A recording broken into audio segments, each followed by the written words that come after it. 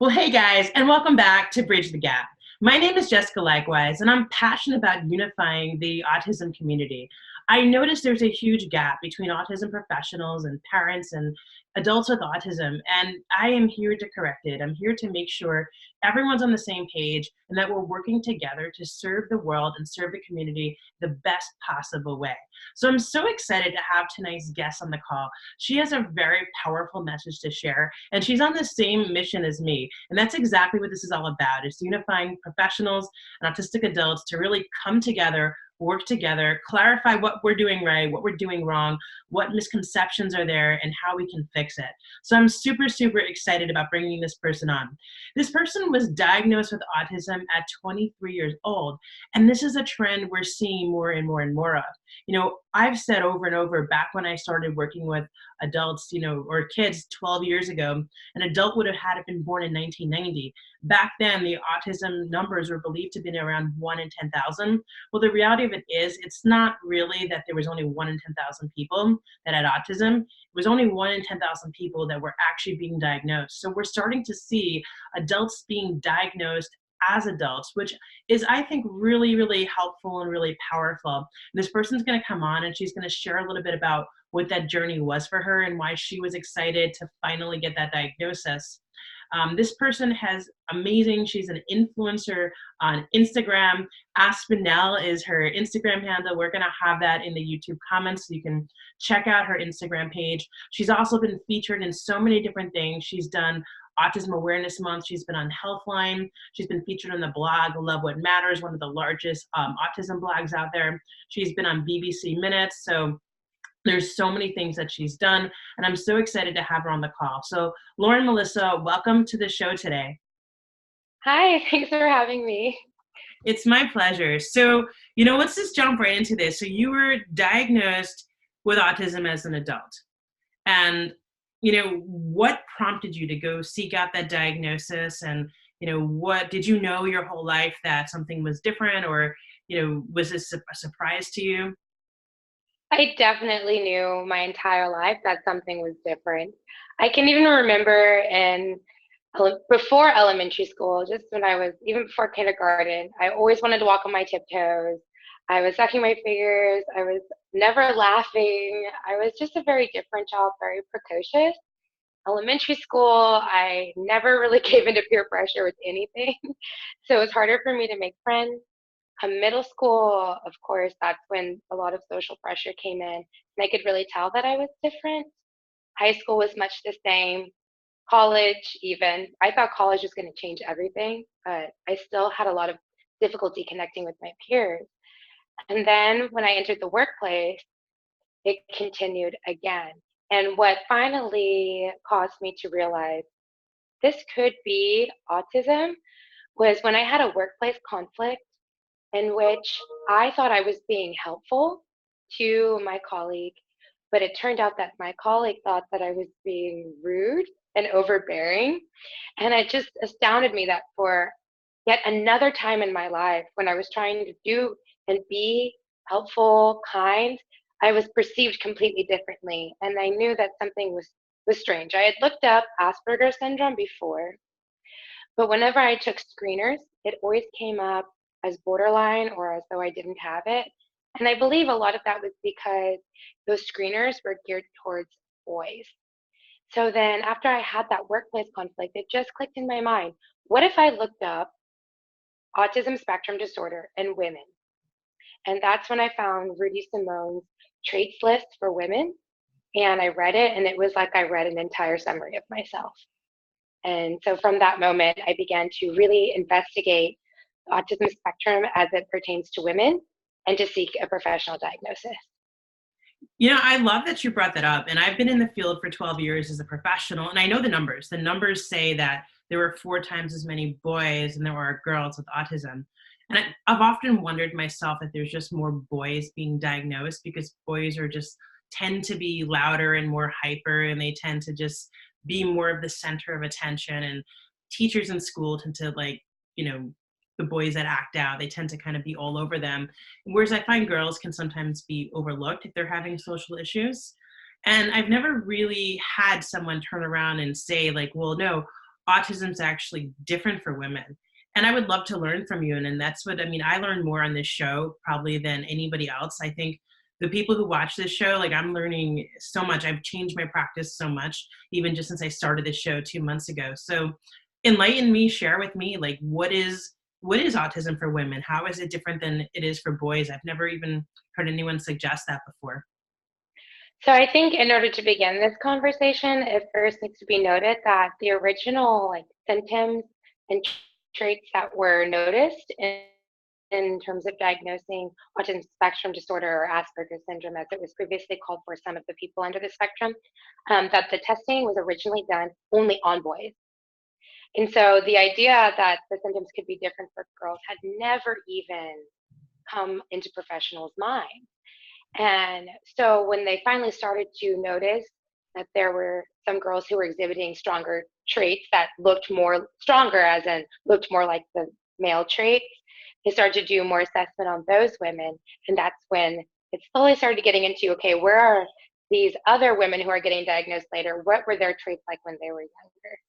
So many young girls on the spectrum, they present as very quiet and they tend to follow rules very strictly. So in school, teachers often consider them in early childhood to be some of the best students because they follow all the rules. It's wonderful for a teacher often. And that's because just like boys in the spectrum, girls in the spectrum really crave structure. They really crave routine, and school offers a lot of that. However, it can be argued that girls are also conditioned to try to get along more, to behave right. Girls are given more directives. And so we often learn from an early age to pretend to be something we're not. So, very early on, girls on the spectrum mask all of their autism traits and pretend and act to be neurotypical. However, this causes a lot of psychological damage that usually shows up later in life. And that's when women get diagnosed. Yeah, I mean, this is just amazing. Like I'm listening to everything you're saying, and I'm like, yeah, I get it. Like you're right. I mean, and it's true. Like I look back and I'm like, and we know boys and girls tend to obviously act differently. And I can just think of all the girls now that maybe fell through the cracks. And I think this is such an important information to share. So what should parents and teachers be looking for if there's young girls, maybe they're having social problems, and how can, and maybe their doctor doesn't say anything. I mean, I'm amazed all the time. Like there's so many times I work with kids, and right now primarily I'm working with early intervention, and I'll be amazed that a child will go to their 2-year-old checkup, and as early intervention has flagged them as potentially having some autism traits, and yet the doctors don't even see it. They're in the room for like 2 or 3 minutes, which I think is why it's so important that parents are an advocate for their children. It's so important that parents are an advocate, because a lot of times parents think that the doctor is going to catch it, that the teachers are going to catch it, but a lot of times, it's just overlooked. And people don't even pay attention. So, what is it that parents should be looking for? And I'm a big believer in getting a diagnosis, not because you want a label, but because with the diagnosis becomes the support that a child requires to be successful. And really not, and yes, you can kind of blend in, but you really want to be the best version of who you are. And sometimes support's required for that.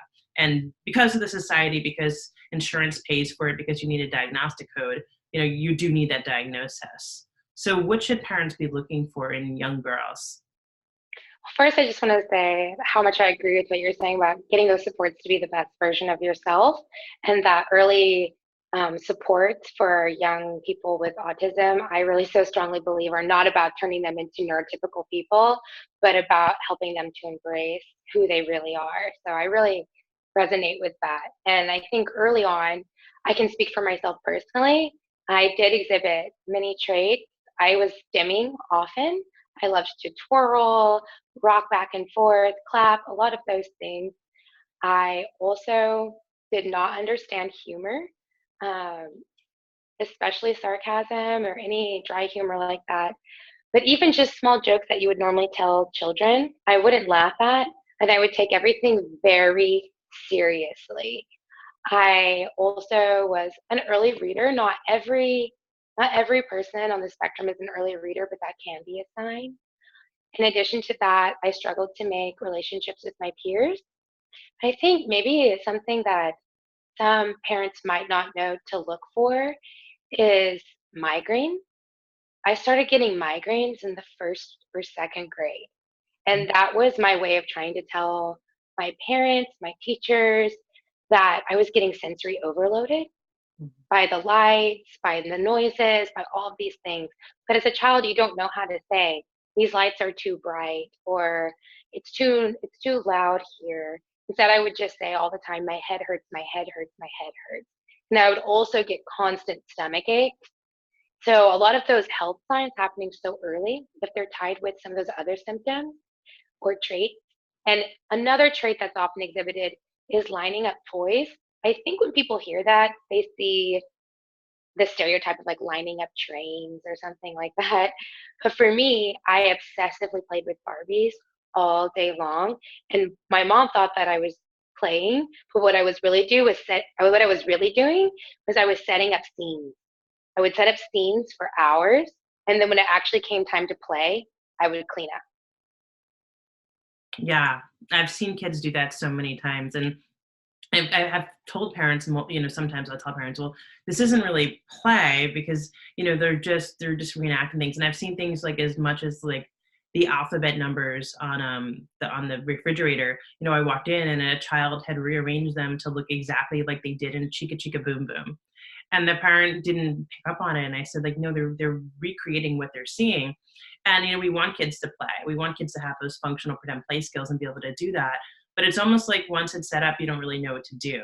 Or that's what I've observed with the children. And that's why I love, and that's where you talk about not changing a child, but also helping them to be the best version of themselves. If you love Barbies, if I can teach you how to play with Barbies, I'm not changing who you are. I'm not trying to make you not autistic. I'm just showing you other things you can do so you can have more fun and you can have that as an option, do it in another way. I'll tell parents all the time, it's not that we're forcing them to do it, but we want them to have it as an option. So it's something that they can choose to do if they do want to do it. And we don't force it if they don't want to do it. It's interesting you talk about, I love, like, it's interesting you talked about the stimming. I wrote a blog post, I put it out like yesterday, and it's almost identical to what you said. And I, one of the things that I put in there, I said, your child doesn't have a disease that needs to be cured. They need to be accepted and loved. And I put, get your child all the supports they can so they can be the best possible version of themselves. And in the process, change them as little as possible. And that blog post was called "Why Can't Jack Flap His Arms?" And I told the story about this boy that I worked with when I was a student teacher, and I was taught to tell him to have quiet hands because that's what we were supposed to do. Kids weren't supposed to stem, right? It made them look autistic. The goal in early 2000s or late, mid, I guess it was 2008 when I started. That was in the height of the autism recovery movement. And the point of autism recovery was to make people not look autistic, right? It wasn't to accept them, love them, and bring them to be the best versions of themselves. It was like, let's make the autism traits disappear. That was the goal, really, for what I understood ABA to be, being trained by some of the best professionals in the field. And, I never forgot it, that this boy asked me, well, why can't I flap my arms? And I just gave him that like response that I didn't know. I didn't have an answer. And I just told him, well, like, people will think it's weird and they'll make fun of you, so you can't do it. And he told me, like, well, I don't care. And he said, and I said, well, why do you flap your arms? And he said, it makes me happy. It makes my hands feel free. He's like, I don't want to put them in jail for you.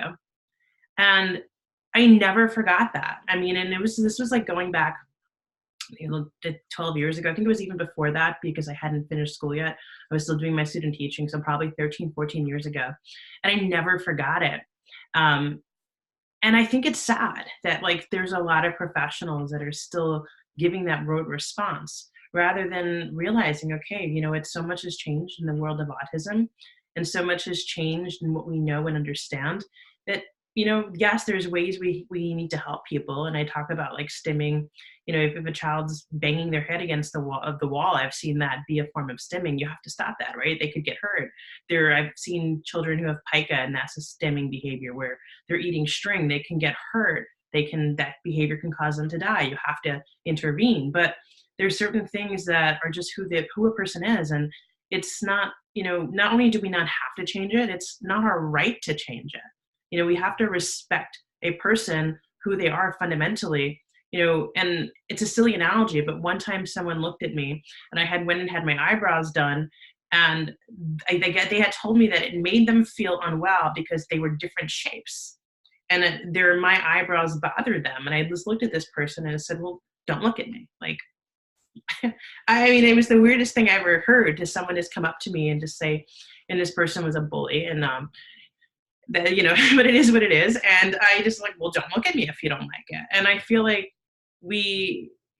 that, right, sounds unusual. Everybody would think like, well, yeah, like it's so weird. Why would an adult, and this was an adult human, like this was in the late 20s, like in our late 20s, an adult human who walked up to me and said that. But we're like, yeah, that's weird. And yet we do that all the time to kids with autism. We don't want them to do things that make us uncomfortable because we think they shouldn't do it, but there's really no reason for it.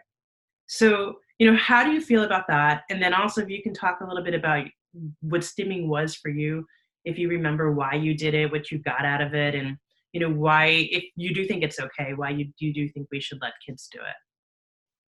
So I definitely think that stimming is more than okay. Like, I think it is a very necessary part of people on the spectrum's experience in their life, and a way to regulate, especially with sensory overload.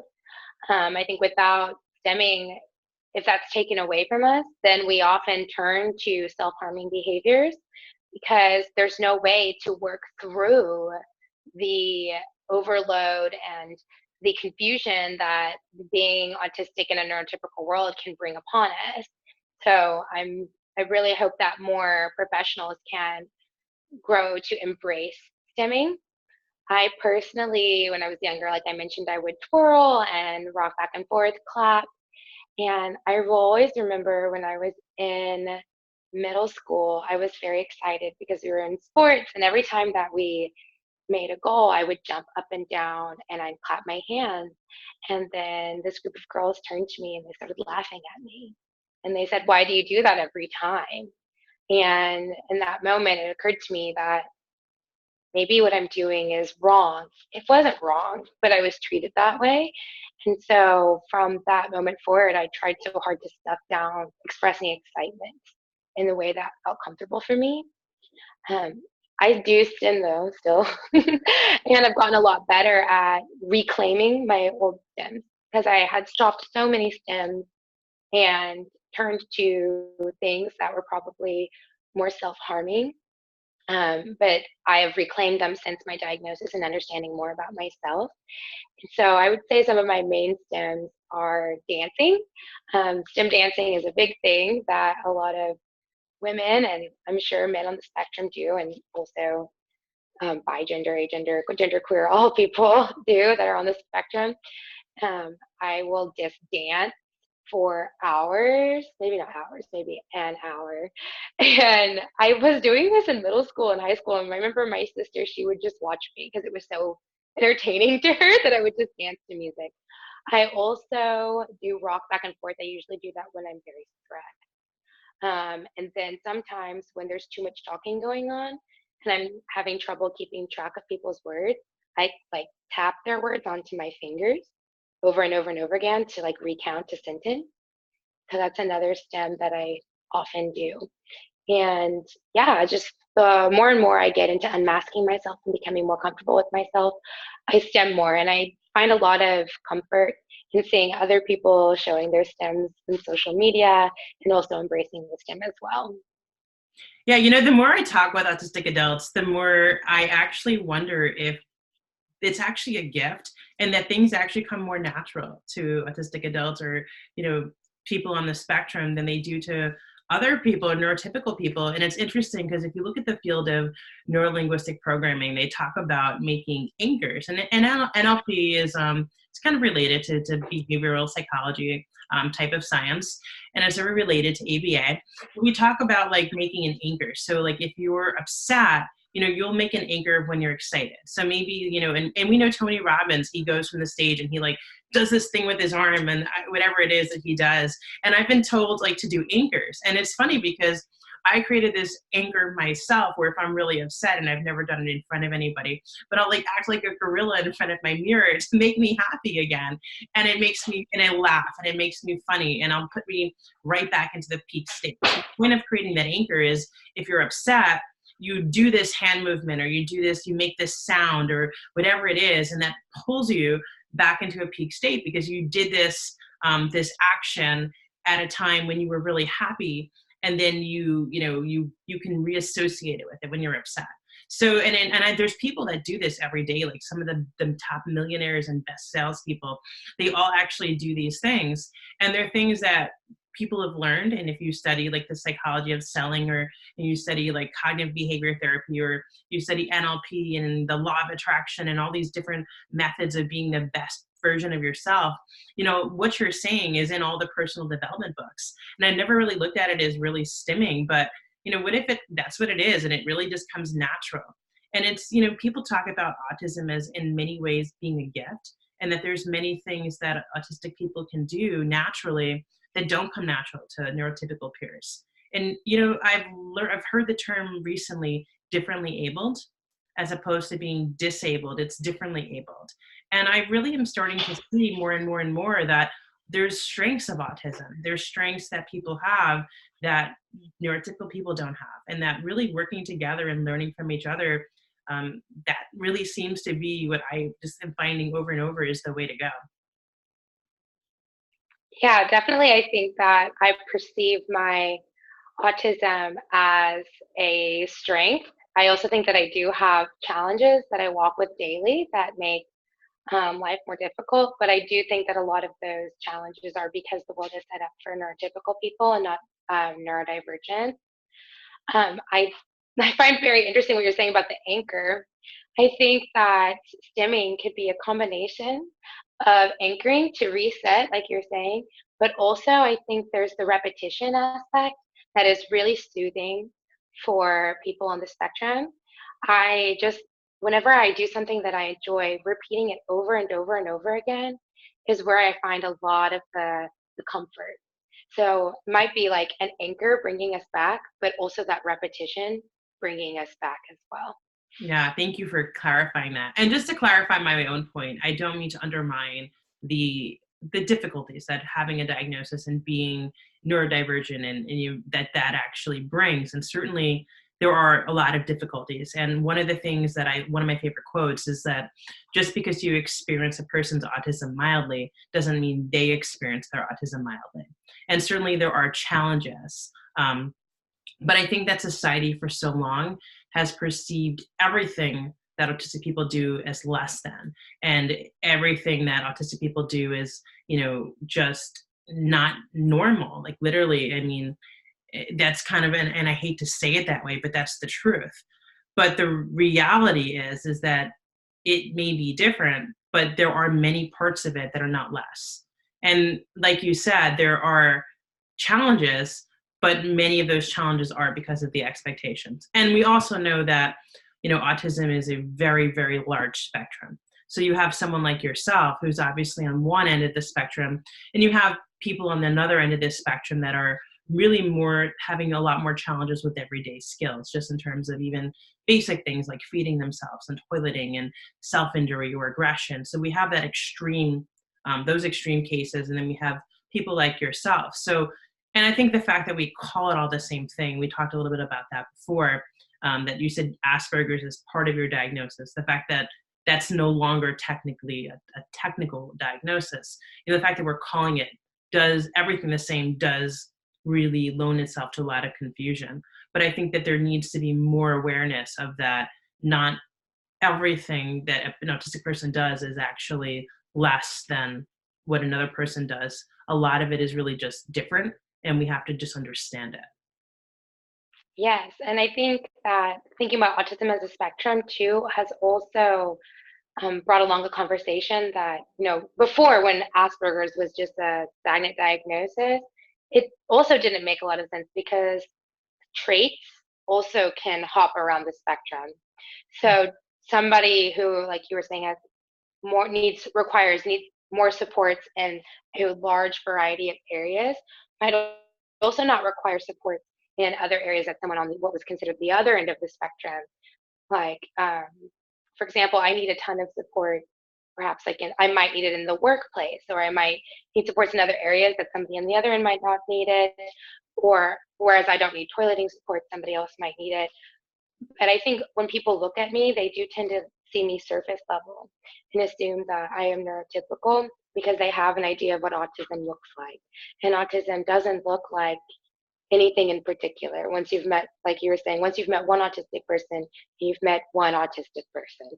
And when I was diagnosed, I was actually told that although she was putting a parenthetical of Asperger's syndrome with my autism spectrum diagnosis, she wanted me to understand and be clear that I actually had a, a lot of challenges, and that she was very surprised that I had gone as far, I guess you would say, as I had gone, and managed to gain as many coping skills along the way because of the severity of some of my traits in terms of like challenges that I face and difficulties that I face. But no one would know that looking at me or even really talking to me, because it is something very much on the inside for me. Yeah, and I love that quote that you said. And I have that all on my Instagram as well. If you've met one autistic person, you've met one autistic person. And I don't like to get into politics ever, and I avoid it. So politics aside, one of the things that did happen this week is that Donald Trump did sign a bill appropriating funds to adults with autism who are newly diagnosed as adults, because there never had historically been services available. It's very, very new. The idea of any services for adults with autism is very new. And that is actually something that I'm hoping and will have a really profound impact on people's lives, especially if they're newly diagnosed. So that did happen this week, and I think everyone, politics aside, can think it's a good thing, right? That there's now going to be more services available. Were you able to get services and support once you got your diagnosis, and are you getting them now, and has it been helpful? There has been a time or two when I have asked for workplace accommodations since receiving my diagnosis, usually around lighting and structures. I have received therapy from time to time. However, it's hard. I will have to say it's hard to find supports being a woman on the spectrum, and finding professionals who understand what that looks like and what kind of supports I would need. Most of the time, when I have sought out professionals, they'll tend to just compliment me on how good of a job I'm doing. And I think it goes back to that idea that being a successful autistic person would look like pretending to be as neurotypical as possible. So I tend to just get lots of like, oh, you're doing great. But I'm like, I'm trying to talk to you about what's going on. But I think they aren't trying to hurt me, but it does hurt a little bit. So I am not currently at this moment receiving any professional support. I do consider my autism community online to be a huge support in general, but I have received supports in the past, and it's been very helpful. Oddly enough, though, I work in the education sphere, and so I often get to attend workshops on how to like work with people on the spectrum. And those are very helpful. And I learned a lot from them. I also just attended a workshop on how to have more empathy, how to teach empathy and have more empathy for students. And that was very helpful. And it taught me a lot about like understanding empathy and working through that and expressing it. So I find maybe some sneaky ways of getting support. That's amazing. And, I just want to thank you. You have such a beautiful heart. And to share what you did was so vulnerable and so raw and so real. And I could just really feel your emotion behind it. And I just want to thank you for doing that. I mean, I want you to know, like, you are the reason for this show. I mean, what my goal for this show was the fact that as an autism professional for 12 years, I had never spoken to an adult with autism. And I didn't know what it looked like. And I didn't know what it felt like. And I knew there was a need. And everybody deserves to hear what you said. And, your heart is so beautiful.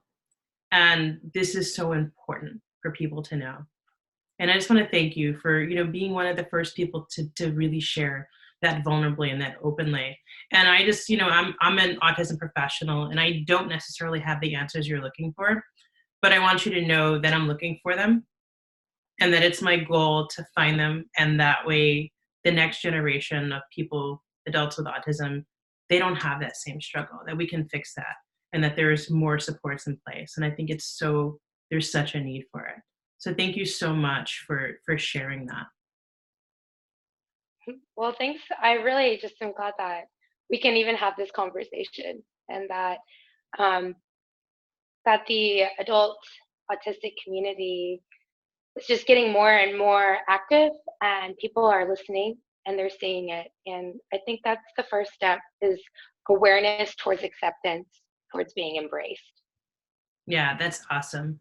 That's really beautiful. And I usually ask everyone if they want to add anything before we close. I mean, it's a really beautiful way to end on this note. But I could talk to you for hours, and I would love to schedule some time for that, and maybe work together again on a project.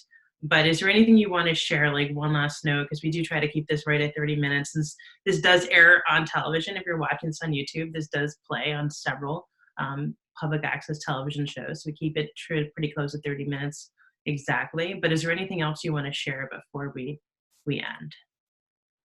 I think I would just like to end by saying, please listen to the autistic people that you're close to, no matter how many supports they need.